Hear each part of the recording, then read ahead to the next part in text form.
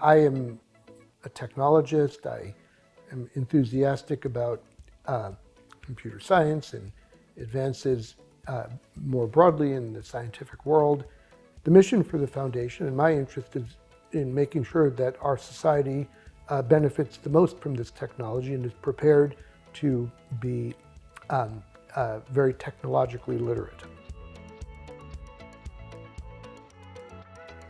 When I was growing up, car engines were still accessible to people, and I remember rebuilding the carburetor on my first car, and I understood how it worked, and I was able to then feel much more connected to the vehicle. These days, things are to many people completely incomprehensible, even cars, and so they tune out and they just become extremely passive.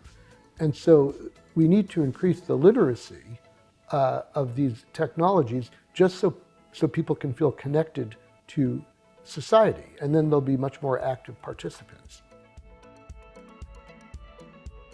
The use of technology effectively requires, for example, different forms of education. No one could debate that our society now is much more dependent upon being able to effectively use things that are a little complicated. And to be able to benefit from technology in our society, you have to have a greater level of understanding of what technology can do, what it can't do.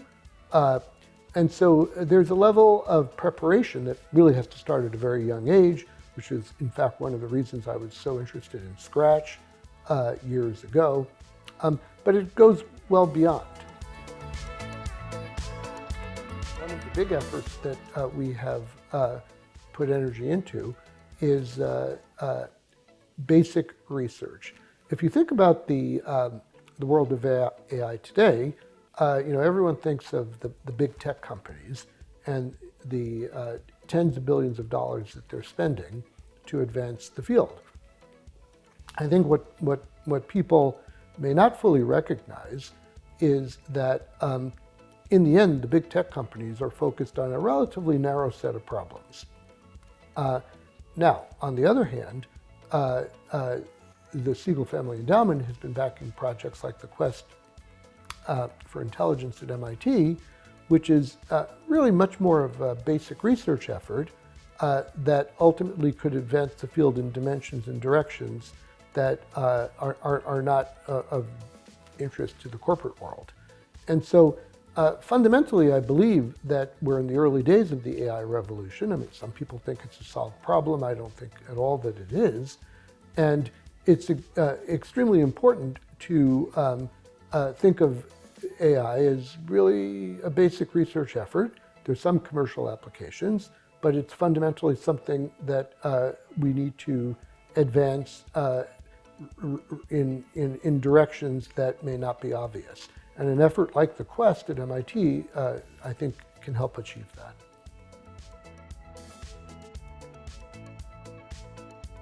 The field of AI has raised a bunch of perhaps even philosophical questions.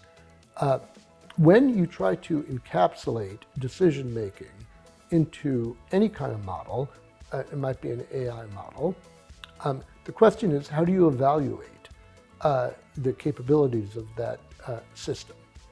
And one of the challenges, and these are questions that really are fundamentally basic research questions, is how do you tell the performance of an AI model? And how do you understand if the model is achieving what you really want it to achieve? In many cases, in fact, in most cases in our day-to-day lives, we're doing things where there isn't a right answer. And so I'm very interested in how one should be thinking about this. And this, in effect, becomes a societal problem, because as we depend upon AI systems to make decisions in domains where the answer is not obviously right or wrong, you might have disagreement about the capabilities of the system. The fact that we're trying to encapsulate decision-making into AIs, as people like to put it, has created a new sort of problem for us to grapple with. So in the past, you might have a room of people that are making credit decisions. And each of them have a slightly different, let's call it, bias to how they go about doing it. And you're getting essentially a diversity of views, even within the credit department of like one bank. Once you encapsulate the whole thing into a single algorithm, you don't really have that diversity of views anymore, at least not with the current approaches that people take. And so I think that there's a risk that, if we think we can build, a set of algorithms that represent how society should work, that we're going to end up with a lack of diversity, which will harm society. The reality of it is we can't measure progress in increments of 1 year. And that if we try to do that, we become short-term decision makers. And so one of the beliefs I have for the Siegel Family Endowment is that we should have conviction on certain issues and pursue them for extended periods of time. And so I really don't expect the world to be radically worse or radically better in a year. I don't think that our own efforts are going to really change much over the course of 1 year, but that's okay because we're going to be working on these things for decades to come.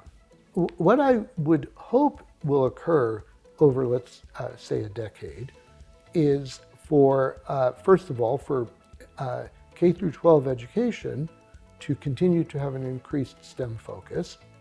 And I would hope that K through 12 education finds the right ways to embrace AI rather than to reject it. I would also hope that society becomes more sophisticated in how it thinks about technology, and that the benefits of technology can be brought to all of society, not a subset of society.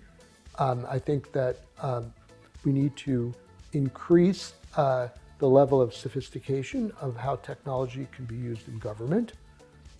These are all very, very, very achievable, and we're going to do our small part.